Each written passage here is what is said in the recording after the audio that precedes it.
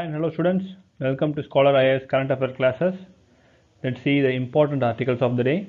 So the first article is on NRI voting. This is an article related to GS2 paper and this is an article from the Hindu paper. Okay, so let's try to understand the current procedures.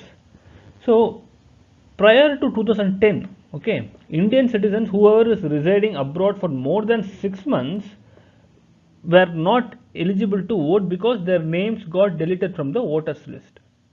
But the Representation of People Amendment Act enabled these NRIs to vote in the polling stations that they are enrolled as overseas elected. So this gave the NRIs the right to exercise their mandate. But how has been this setup's performance, this system's performance? So in 2019, there are nearly 1 lakh people registered as overseas voters and nearly 90% of them were from Kerala. But the provision of having to visit the polling booth in person discouraged many eligible voters from exercising their mandate. So no matter how much provisions has been given to NRIs, they were not able to exercise that right because it demands the person to visit the polling booth in person. So to address this issue, Parliament had already taken some steps, but it did not yield any results. Let's try to understand what it was. So actually section 20A of the Representation of People Act, this provision actually requires any person to be present physically to vote in their constituencies. So this what mandates NRIs even to come to the polling station to vote. In 2017, so government proposed to remove this restriction, okay, that has been imposed by section 28. That is, they don't have to be physically present. So that was the thing the government was trying to do.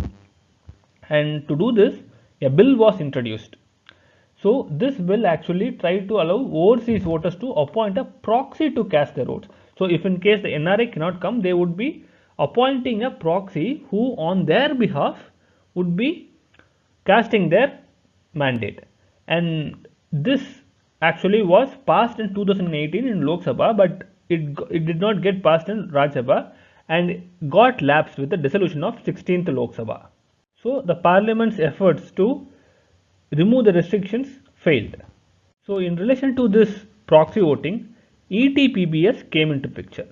Okay. So in 2016, actually the conduct of election rules 1916 got amended, and according to this, service voters, okay, only the service voters, whoever is let's say military personnel or any service person who is being deployed in the election process are called as service voters.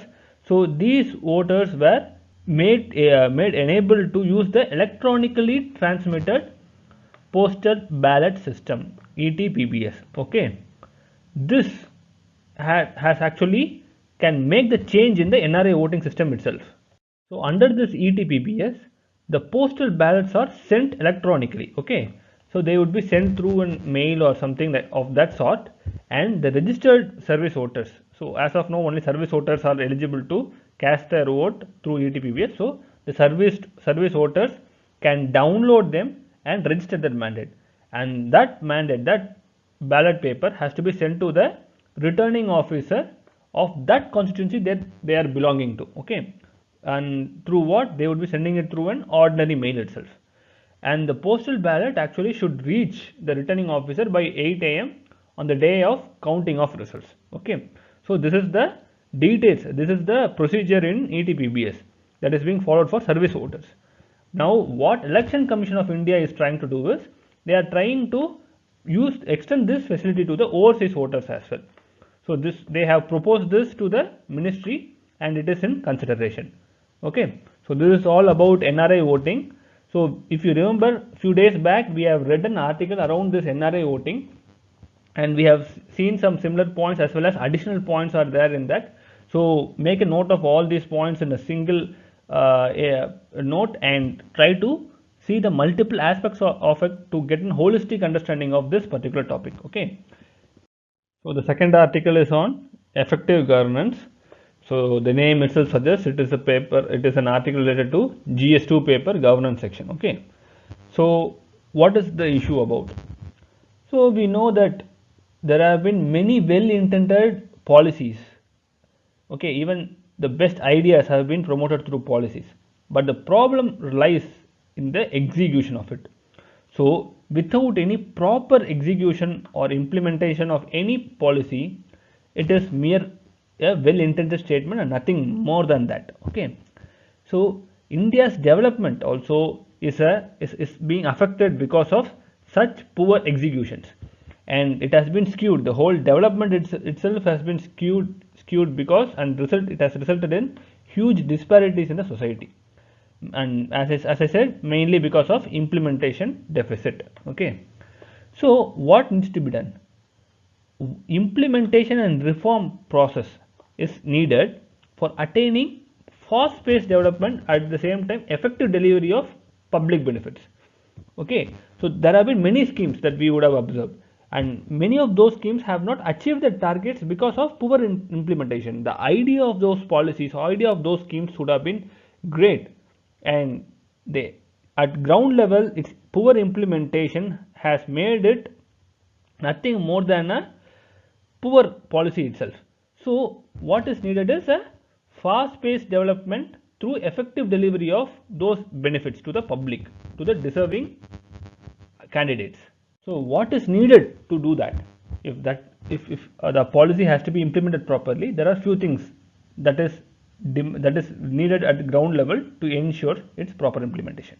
Okay, the first thing is the administrators, whoever is going to implement it, they should be passionate about whatever they are doing it. Okay, let's say if you are a collector and if a policy is being framed by the government, the IAS officer or whoever is on ground, they have to actually be passionate about implementing it and taking it to the people, so that the ideas of the policy are actually implemented. Okay, so the passionate team leaders are required.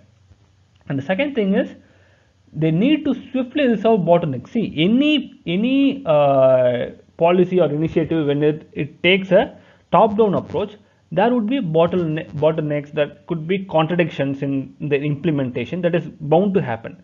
But these things has to be resolved, and a proper schedule of that particular task has to be maintained. So one such particular thing is demarcation of responsibilities, because this is bound to happen every time when a policy or an initiative is taken up. There would be some overlapping authorities who would be conflicting with each other when the implementation or budgetary allocation happens. So there has to be clear demarcation. Whatever initiative or whatever policy comes into the picture, it has to clearly demarcate about the responsibilities of the supervisory levels. Okay, at supervisory levels. So also there has to be brainstorming sessions. So it cannot be just a top-down approach where the government just keeps giving the policies and it is implemented without any brainstorming, because the ground level authorities would be knowing the situation better, and they should be able to bring the challenges that are involved to the higher officials, so that a brainstorming session can actually address all the possible challenges and make sure that solutions are arrived. Okay, so this is very important around effective implementation of policies. Also, the executives who are actually given the power to exercise or govern at the ground level, has to be given enough resource as well as authority to take decisions. Unless that doesn't trickle down, it's not going to be, the governance is not going to be as effective as imagined, because it cannot always keep going backwards to the centralized authority to ask for any permission or authority. Okay, so at ground level, these authorities, executives, let it be a collector, let it be a VAO, whoever it is, they should be given enough authority and resources to deliver on the promises that are given in the policies. And while such decentralization is happening, there has to be vigilant monitoring and evaluation mechanism, because as we say, even though when it is needed that the authority has to be decentralized to an extent where it is easy to effectively deliver the governance, it also has to be monitored. Okay, so the vigilant monitoring and evaluation mechanism is needed. Okay, and actually many flagship programs of the government have been trying to do this, trying to bring this in, and they are using some monitoring mechanism using technology. Okay, and by using this they are able to track the whole progress of a particular program at each level. Let's say, let it be district level or state level or panchayat level, even they are able to track the whole progress of it. In addition to this, even a monitoring trust can be set up. So monitoring trust in the sense, it can have multiple stakeholders involved so that they can monitor the whole process of implementation. Okay, so it could have some technical and administrative members, even legal members, other stakeholders like people or panchayat body, and the NGOs as well. So when these kind of NGOs are getting involved, people are getting involved, it brings in more transparency as well as ensures effective governance altogether. For example, this mygov.in, okay, so this is a government website. Actually they are trying to democratize the whole policy formulation itself, and not only formulation, even the implementation, because here people's opinion are asked whenever a policy comes into picture. When a draft policy is out, they try to get the suggestions of all stakeholders involved. They leave it to the public to give their input so that the policy can be made better and can be effectively implemented. Okay, and one such successfully implemented project policy is Deen Dayal Upadhyay Gram Jyoti Yojana. Okay, so this is an example of successful implementation. So students, this is about this effective governance. See, the points that we have seen are very important for GS2, as I mentioned before. So ensure that you make note of these things. Effective governance is always a topic that comes in one or the other way in your exams. So make sure you make a note of all these points. Keywords are very important, and these kind of examples, Deen Dayal Upadhyay Gram Jyoti Yojana, mygov.in. So these kind of examples, real examples, would give additional points as well as additional marks. It has the potential to bring in additional points for you. So make sure to make a note of all this in your notes. So the final article for the day is Agriculture in Punjab. This is related to your GS3 paper. Considering the situation around agricultural protests in the country, questions on agricultural topic is a potential one, and bringing in multiple dimensions by making a note of the points that come in these kind of articles is very important. So keenly observe this article and as well as make a note of them so that you can make your answers better. Okay, first let's try to understand the issues about in agriculture in Punjab. So the first one is depletion of groundwater itself. So we know that Punjab aggressively follows paddy cultivation, and this depletes the groundwater, and also because of this monocultural pattern, the returns are also diminishing. This leads to, actually, when what happens, this percolates into, diminished returns percolates into job losses and reduced income, everything. So what happens, illegal migration and drug use increases. Even the government's efforts towards this in the form of diversifying agriculture has not shown any impact. Okay, even if it has shown, it has been very minimal because of poor governance, poor design of the policy itself and its implementation, fiscal space. See, when any policy comes into picture, the resources that are allocated to that particular policy or initiative has to be enough to justify its implementation, but that doesn't happen always because corruption is rampant. So when these kind of factors come into picture, no matter how much effort is taken to diversify agriculture, it would not yield any results. So what needs to be done? There are some recommendations around this. Let's try to see one by one. So the first thing is the PDS, that is public procurement system, public distribution and procurement system, has to be redesigned.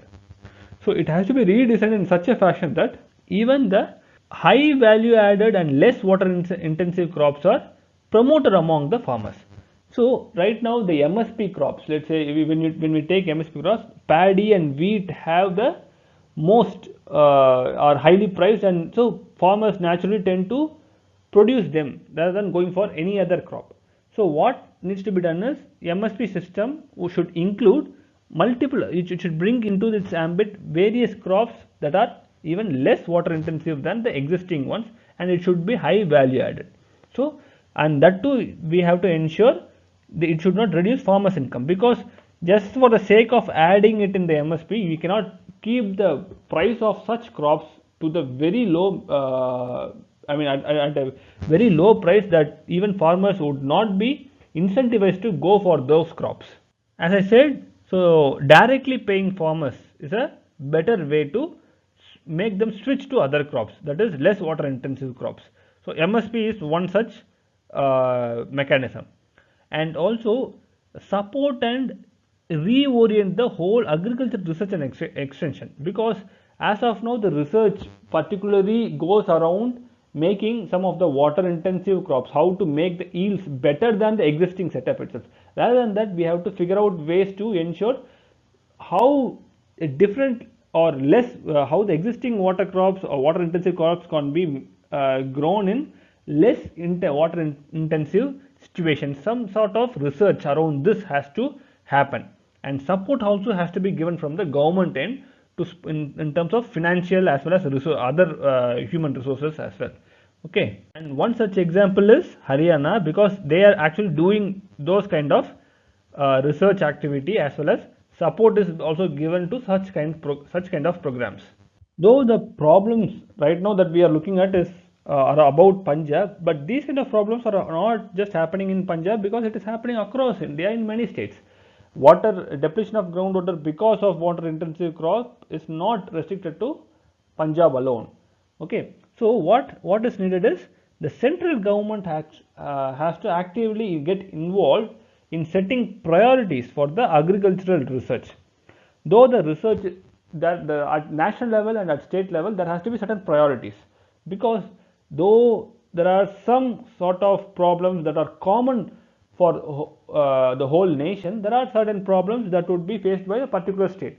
So the priorities has to be at both state and national level, so that both are getting addressed equally. Okay, and also the supply chain, agriculture supply chain has to be modernized, because when we talk about making value added crops or value added products from agri produce, the supply chain has to be strong, so that the farmers are incentivized to go for it.